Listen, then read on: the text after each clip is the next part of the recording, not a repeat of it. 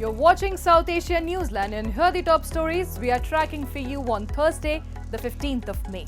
India wants Pakistan. Talks only on terrorism and POJK. Nuclear bluff called out. Baloch leader declares independence from Pakistan, urges India and UN for recognition. And Sri Lanka restructures nearly $931 million in credit lines with India.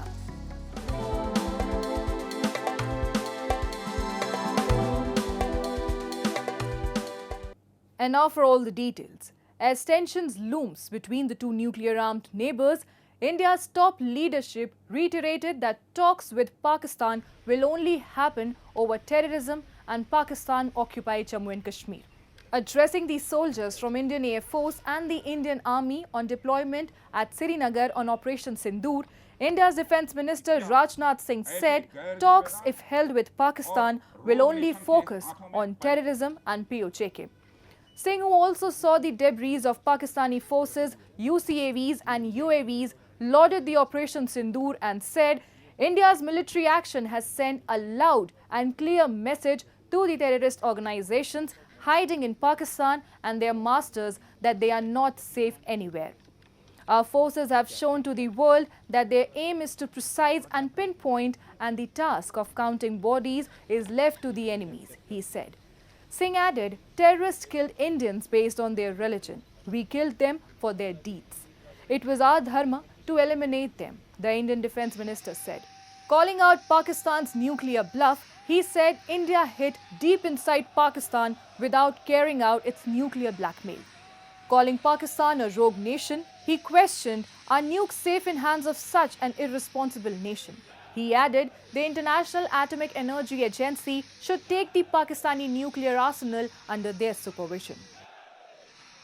आतंक और बातचीत कदापि एक साथ नहीं चलेंगे और अगर बात होगी तो आतंकवाद पर होगी और पाक ऑक्युपाइड कश्मीर पर ही होगी. Echoing a similar stance, India's Foreign Minister S. Jaishankar said India is open to discussion with Pakistan on Kashmir only if the talks are on Islamabad vacating the illegally occupied territories belonging to India. Reiterating Prime Minister Modi's stance, Jaishankar said India is very clear that talks with Pakistan will be only on terror. Pakistan has a list of terrorists that needs to be handed over and they have to shut down the terrorist infrastructure. They know what to do. We are prepared to discuss with them what is to be done about terrorism, he added. He further said the Indus Waters Treaty will remain in abeyance until the cross-border terrorism by Pakistan is credibly and irrevocably stopped. That the only talks with Pakistan will be on terror. That Pakistan has a list of terrorists who need to be handed over. They have to shut down the terrorist infrastructure. They know what to do. We are prepared to discuss with them what is to be done on terrorism. Those are the talks which are feasible. And 2 days after Indian forces gunned down 3 terrorists affiliated to Pakistan-based terror outfit Lashkar-e-Taiba in Shopian in India's Jammu and Kashmir, a similar operation was launched by joint forces in Tral. In a statement, the Indian Army said a joint operation with J&K Police and CRPF was launched in another region of Tral over intelligence input on presence of terrorists. The statement further said on being challenged, terrorists opened heavy fire and fierce gunfight ensued. The firefight had resulted in neutralizing of 3 hardcore terrorists till the last reports came in. This is the second such operation in a span of 48 hours and comes in the aftermath of India's Operation Sindoor against terror outfits based in Pakistan-controlled regions. The army said the terrorists eliminated in Wednesday's operation were affiliated to LET and its proxy in the region, TRF, actively involved in recent terror activities. While military operation continues in Jammu and Kashmir, India has begun approaching partners at the United Nations Security Council for sanctioning TRF. According to sources, India is actively engaging with the United Nations to address terrorism, particularly in the context of the Pahalgam terror attack. On Wednesday, an Indian technical team also held meeting with the monitoring team of the 1267 Sanctions Committee and other partner countries in New York.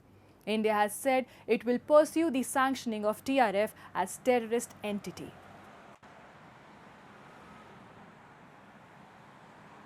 security forces got specific information regarding the movement of terrorists in that area.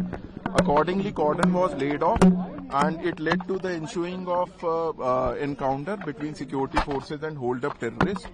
So far, we have observed few bodies of terrorists. 3 bodies are observed, but operation is still going on at this moment. It will take some time to sanitize and conclude.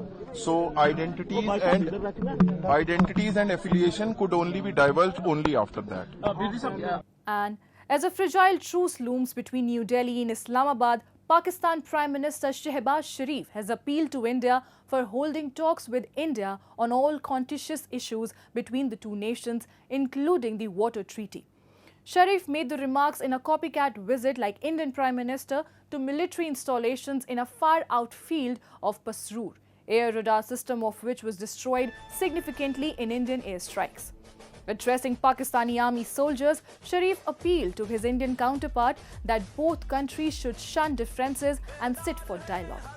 Let us sit together, repeat. Let's sit together to talk on Kashmir and water, he said. However, in a threatening tone and shameless claim of victory, Sharif said Pakistan's action during last week was a revenge of Pakistan's loss in 1971 India-Pakistan war. And in anti-India rhetoric, he said Pakistan is ready for another war. In copycat remarks, he further added that water and blood will not flow together. Notably, India has put the Indus Waters Treaty brokered by the World Bank between New Delhi and Islamabad at abeyance after Pahalgam terror attack. World Bank Director Ajay Banga had said they were only the facilitator and cannot adopt decision-making role. On dialogue's front, following the successful Operation Sindoor, Indian Prime Minister Narendra Modi has said trade and talks cannot go together with terror. And if talks happen with Islamabad, it will only on vacation of their illegal occupation from Kashmir. Moving on, a major political development is unfolding in South Asia. Baloch nationalist leaders have unilaterally declared independence from Pakistan, appealing India and the UN for formal recognition. A report. Baloch leader Mir Yar Baloch on Thursday asserted that Balochistan was never a part of Pakistan, citing a long history of air bombings, enforced disappearances and genocide by the Pakistani state. He declared Balochistan's independence. In a series of tweets on X, he urged the Indian media to stop referring to the Baloch people as Pakistan's own. He emphasized that Balochistan had already declared independence in 1947 when the British left the subcontinent. He further appealed to both India and the United Nations to recognize Balochistan as an independent republic. Meanwhile, in a video statement, Dr. Allah Nazar Baloch, the leader of Balochistan Liberation Front, also appealed to the UN, India, and global civil society groups to declare Pakistan's spy agency ISI as a terrorist organization, as he highlighted Pakistani establishment uses a fabricated narrative to discredit the Baloch struggle. Her fascist रियासत दुनिया की तमाम तारीख को देखें, जब उनको अंदरूनी तौर पर कमज़ोर होना पड़ता है, जैसा कि बलोच जंग आज़ादी के हीरोज़ सरमचार और बलोच सोशल एक्टिविस्ट मासूम इनोसेंट जो आज आपने इसको पुट किया है बिहाइंड द बार, मेरे ख्याल में तो हर वक्त अपने लिए एक दुश्मनी ढूंढती है। तो रियासत की अंदर कोकलाहट है, उस अखलाकी तौर पर शिकस्त खा चुकी है, लिहाजा वो ऐसे नाजेबा और गैर मौज़ब हरकतें कर रही है रियासत पंजाब कि जी बलोच शॉविनिस्ट हैं, बलोच एक्सट्रीमिस्ट हैं। जी नहीं, न बलोच शॉविनिस्ट है न एक्सट्रीमिस्ट है। हम इंसानियत दोस्त हैं, आज़ादी पसंद हैं और अपनी आज़ादी के लिए लड़ रहे हैं। बलोचियों की जो कबूलियत हासिल रही है हाल ही में पूरी दुनिया में नैरेटिव को, तो इसको काउंटर करने के लिए एक नैरेटिव गढ़ा गया, तैयार किया गया पाकिस्तानी इस्टेब्लिशमेंट और उनके दलालों और बलोचों की जो फिफ्थ कॉलमिस्ट हैं ट्रेटर्स हैं उनके ज़रिए कि ये पंजाबी मासूमों को मारते हैं. Activists highlight the crisis spans borders and continues to push thousands of Baloch people into exile. In both Iran and Pakistan, the Baloch face extreme forms of repression, from extrajudicial killings and enforced disappearances to execution and systemic discriminations. These violations deny our people even the most basic rights and opportunity for development. This situation has also forced tens of thousands of Baloch to leave their homeland in search of safety, only to face new hardship and vulnerabilities as refugees in other parts of the world.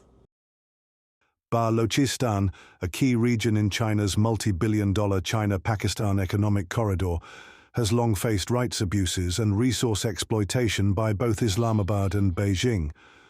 While Baloch armed groups fight for independence, rights activists turn to global platforms as Pakistani media largely ignores their struggle.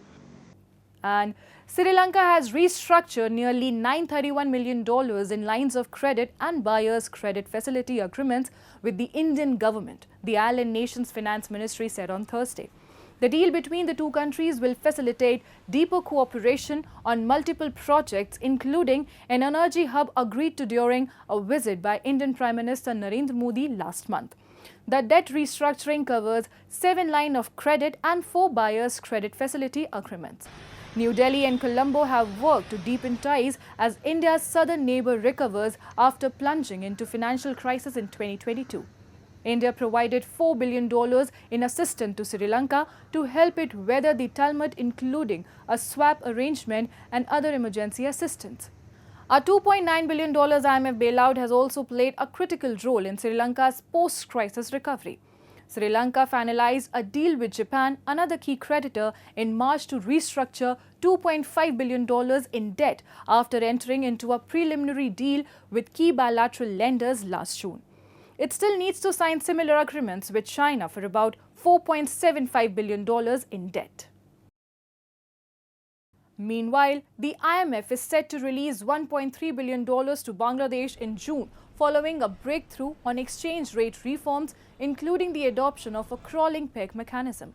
The funds, covering the 4th and 5th installments of a $4.7 billion loan program, were delayed over demands for greater currency flexibility. Upon board approval and prior action completion, Bangladesh will receive nearly $1.3 billion. Dhaka also requested an additional special drawing rights of $567.2 million to address external financing needs amid high inflation, slow growth and a widening external gap. Key reforms including tightening fiscal and monetary policies, overhauling tax systems and dissolving the National Board of Revenue into 2 divisions to boost efficiency. The IMF program was initiated in 2023 amid dwindling reserves following global commodity price spikes.